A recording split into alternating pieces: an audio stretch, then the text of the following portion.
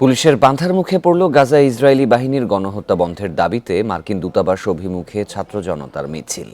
পরে নতুন বাজার এলাকায় ঘণ্টাখানেক সড়ক অবরোধ করে হয় বিক্ষোভ। এতে গণহত্যা বন্ধে ইসরায়েলকে মার্কিন সমর্থন বন্ধের দাবি জানান বিক্ষোভকারীরা। ওয়ালটন ফ্রিজ কিনে অনেকের মতো আপনিও হয়ে যেতে পারেন মিলেনিয়াল। সেরা পণ্যের সেরা অফার।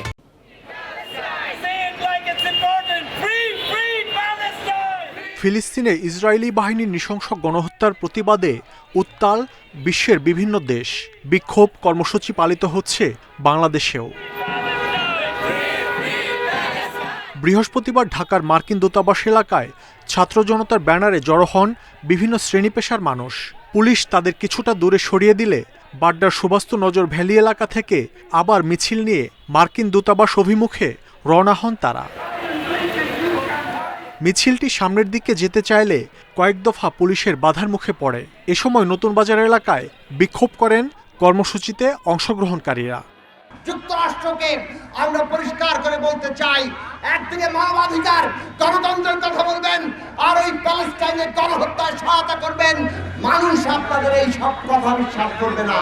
কাজেই ওই ইসরায়েলি গণহত্যার যে সহায়তা বন্ধ করুন।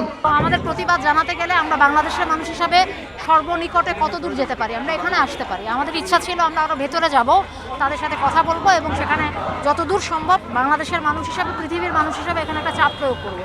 সেই পর্যন্ত আমরা যেতে পারি নাই। ইসরায়েল এই গণহত্যা করতে পারতো না যদি কিনা মার্কিনী সহযোগিতা, সেটা অস্ত্রের সহযোগিতা, টাকা পয়সার সহযোগিতা এবং ডিপ্লোম্যাটিক সহযোগিতা যদি না থাকতো।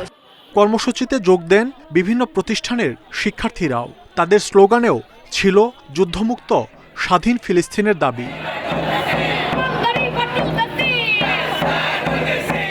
ইসরায়েল খুবই ভুল করছে এবং তার সাথে ইন্ধন যোগাচ্ছে মার্কিন যুক্তরাষ্ট্র, যেটাকে আমরা তীব্র নিন্দা জানাই। অনতিবিলম্বে এই যুদ্ধ বন্ধ চাই। বিক্ষোভ কর্মসূচির কারণে মার্কিন দূতাবাসের আশপাশের এলাকায় মোতায়েন করা হয় বিপুল সংখ্যক পুলিশ। মাহমুদ শরীফ, ইন্ডিপেন্ডেন্ট নিউজ, ঢাকা।